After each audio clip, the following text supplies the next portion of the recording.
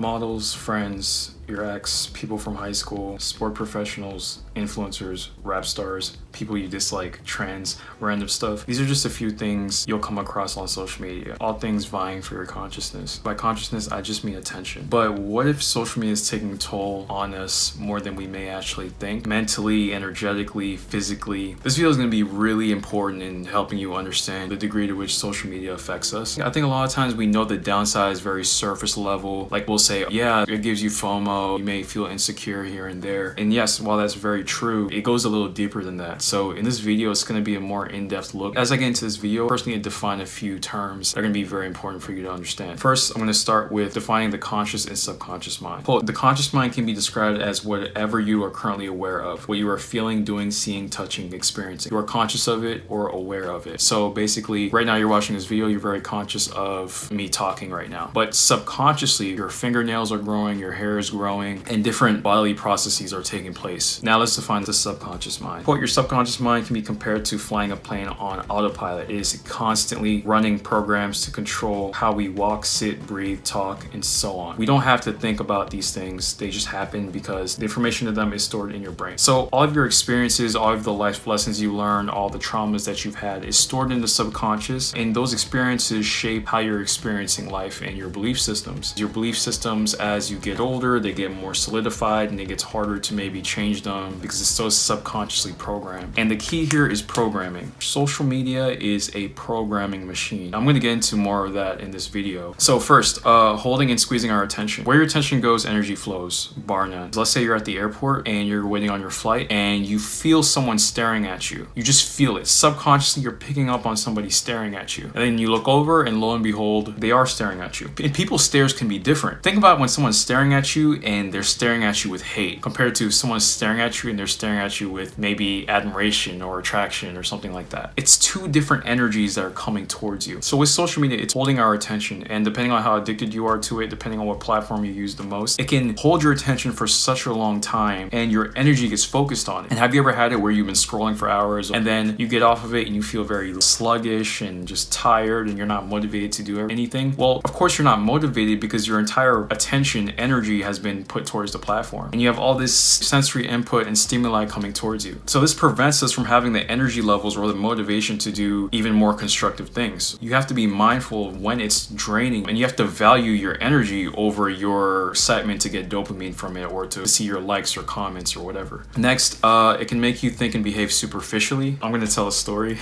Now, I'm not going to say this person's name. She's awesome. Nothing against her. I knew this girl in high school. Didn't really talk much. I think we were just like acquaintances, just hi and bye here and there. It turns out we actually went to the same college, and I remember it like it was yesterday. It was a warm Thursday night. I went to school in Maryland, and I actually ran into her at a college bar, and I kid you not, the first thing she asked me when she saw me, not, hey, how are you doing? Not, oh, nice shirt. I'm just kidding. The first thing she asked me was, why'd you unfollow me on Instagram? Now, granted, I've never had a full-on conversation with this girl. Originally, years prior, I think I followed her just because we went to the same high school. And this clicked in my head, and it showed to me that how superficial we've gotten with these platforms. The fact that the digital connection, which is barely a connection, was prioritized over the off-platform connection really showed how much stock that this has in our lives. Even the shirt I'm wearing, I remember when I bought it, a part of me was thinking, oh, this would look nice on my social media feed. I love colorful patterns and shirts. In that moment, I should have stopped and been like, why am I even thinking about my social media feed? This is what I like to wear. What this creates is these false egoic selves. Our egos come out, and our egos are sneaky because our identities become so important that we can't even look past it, and we can't even look at how superficial and surface level the identities that we portray are. Next, social media perpetuates the imaginary audience in your head. We think people are paying attention to us a lot, or the spotlight. We're the center of everybody's universe. We genuinely believe that, but it's not the case. If you're out in public and you trip and fall, people may look over, someone may come up and say, hey, are you okay? But nobody actually cares. And social media, we look at our follower count, we look at our comments, we look at our likes, we look at our story views, and we start to think like, oh, these people are all paying attention to, oh, I got to watch what I'm doing because what is this person going to think? And it's crazy because even off the platform, that imaginary audience is still in your head. You're out and about, oh, I wonder what this person would think of me going here and think of me doing this. They don't care. They're probably thinking thinking the same thing. So the imaginary audience, I think, is something that really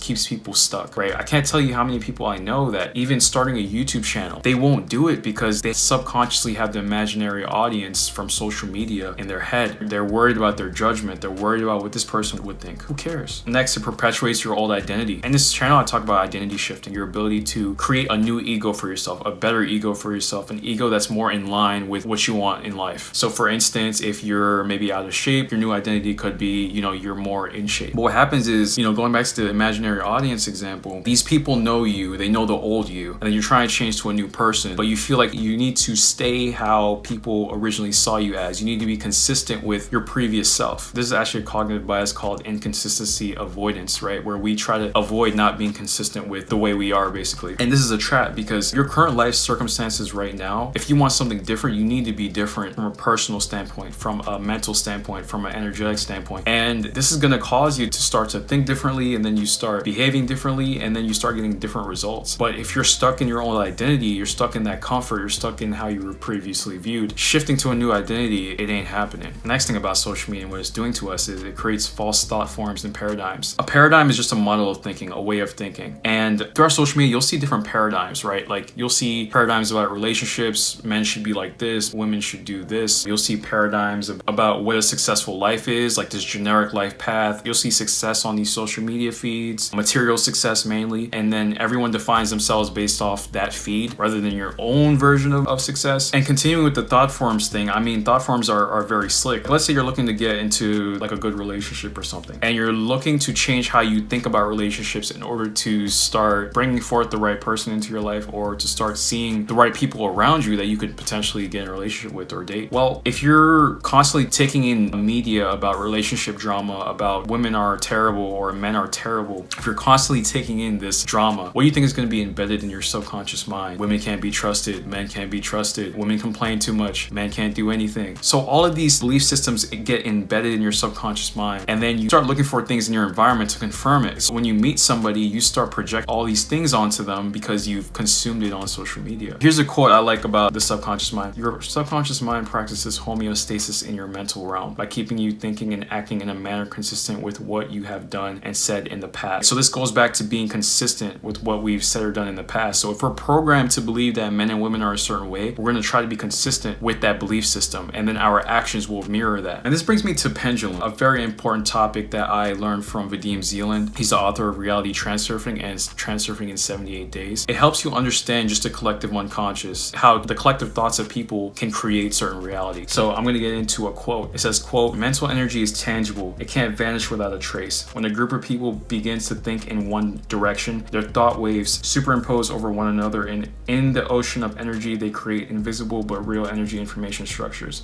pendulums. They begin to develop by themselves, and people follow their laws. Once under the influence of a destructive pendulum, one loses his or her freedom and becomes a cog in the big mechanism." Now I like that. Now, pendulums can be both positive or negative, but what this quote is basically saying is that a group of people can suck you in with their belief systems very easily because we're very tribal as humans. It's very easy for us to believe what the group is saying. For example, if I come up to you and I tell you something that could potentially save your life, let's say I'm from the future or something, and I'm telling you something that could potentially save your life, and I say, hey, look, eat this and you won't have this disease, kind of referencing Dragon Ball Z here. Eat this and you won't have this future disease that you're gonna get. And then there's a group of about 10 people that also rush up to you and say, hey, don't believe him, believe us, don't eat that thing, you don't need to eat that thing, you'll be fine. Even if I am right, you will believe the group because there's more people there. They're more credible than me. Now this could change a bit if I'm like a doctor and I have all these credentials, etc. Sure, you'll probably believe me over the group. So pendulums can be positive or negative, right? There are communities out there, think of spiritual communities that practice meditation and they get you to be more in control of your behaviors or mind. Those can be positive pendulums for one's life. But negative pendulums, let's think of negative communities. It can mess things up for you. Here's another quote on pendulums, more so on the negative side. To suck energy from people, pendulums are using one's feelings and reactions. Resentment, dissatisfaction, hatred, frustration, anxiety, agitation, depression, confusion, despair, fear, regret, affection, admiration, tenderness, idealization, adoration, delight, disappointment, pride, arrogance, contempt, disgust, sense of offense, sense of duty, guilt, etc. And this is how these echo chambers are created on social media. I made a video on echo chambers. You have people that all gravitate towards like a certain emotion together, and they're riled up by this emotion. Maybe it's this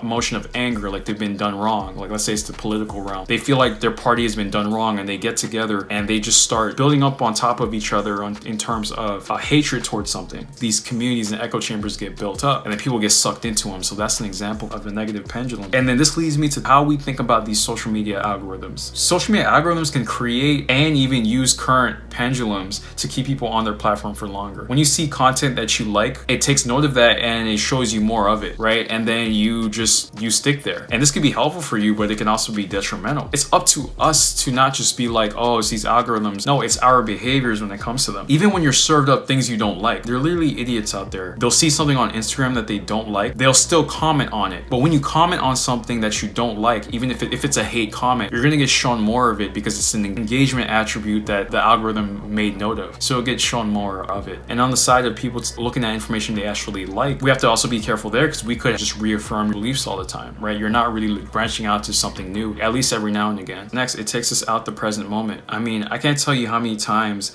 I feel like I've been taken out the present moment or a nice scenery or a nice thing because I've just been on social media scrolling. When we can just appreciate the surroundings around us for what it is, we appreciate life more because we're just taking everything in as it is and we're actually in the moment. The reason why people can't really enjoy the present moment is because they're not actually present. They think they're present, but they're still thinking about the past or future. If you're truly present, you're in the now. Your consciousness is only fixated and focused on things around you at the exact moment, not fixated on things around you and then also thinking about other things from the past or future. Next, it keeps us unconscious. I mean, we can end up really falling unconscious to our behaviors, right? We wake up in the morning, first thing we check is our social media feed, and that's actually the worst time to check your social media feed because when you wake up, you're actually at a state of high suggestibility. The reason being is because your brain waves are very slow because you're just waking up from sleep. Slower brain waves mean you're more susceptible to information and being programmed in your subconscious mind. We're scrolling like just continually. We also act the same way when we go about our lives. You start doing actions unconsciously as well. You just start going through the motions. There's no active focus when it comes to the things you do. Next, terrible attention spans. Let me ask you a question. Are you even watching this video with your full attention?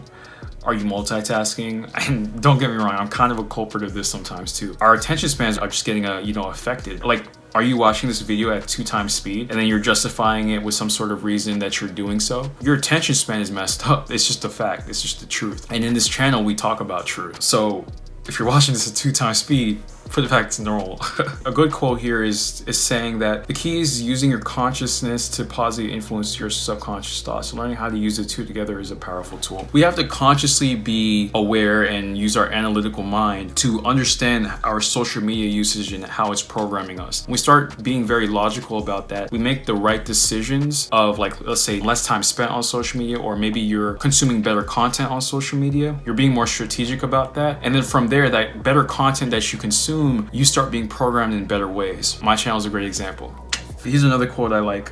Every moment that you are awake, your 5 senses are taking in a constant stream of information. These experiences are stored as memories like a computer stores data, but we do not need to actively recall most of this information. So yeah, I invite you to take breaks from it every now and again. I want you to be mindful about the words I just said and how you felt internally. Did you feel like a jolt of resistance in your body? That's your subconscious telling you something. That's your subconscious telling you, oh, I'm not comfortable with taking a break from social media. And it's good to be honest about that. Now, consciously, you may be like, yeah, Jem, I totally agree. I should watch how I'm using social media, maybe take a break every now and again. But subconsciously, social media is a deep habit that serves some sort of purpose in your life, whether you're using it for escapism, entertainment of some kind, or a certain reason that superficially helps you. Subconsciously, you don't want to break that habit. That's why that jolt of resistance may be there. Now, if it's not there, cool. If it is, it's good to be mindful of that. The subconscious doesn't care about truth. It cares about what it is used to and what it has repeated, right? It cares about the program. Think about a computer. Let's say a software engineer is making a new software. That compiler is just going to run the program that he put. It doesn't care if that program is a malicious program of some kind. The computer doesn't care about that. It cares about reading each line of code and executing on those commands. It's very important for us to use our conscious, analytical / rational mind to make better decisions.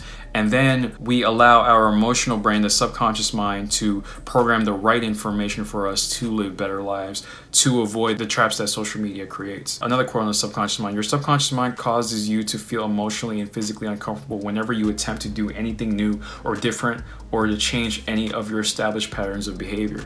The sense of fear and discomfort are psychological signs that your subconscious has been activated, but it's been working to establish those behavior patterns in the background long before you'll ever notice such feelings. So that's the power of that. Like, social media behavior has been established for so long. When you start creating a new behavior, as in being on it less or possibly consuming different content, there's resistance there because you're already used to what you're currently consuming. There's some degree of fear there, but you have to overcome that fear in order to see a difference in your mental capacity, in your energetic capacity, in your emotional capacity. Sometimes you can feel your subconscious pulling you back to your comfort zone when you try something new. Even thinking about doing something different from what you're accustomed to will make you feel tense and uneasy. If you still persist, the subconscious will adapt and a new program will be established. So that's my video on social media and how it's affecting us.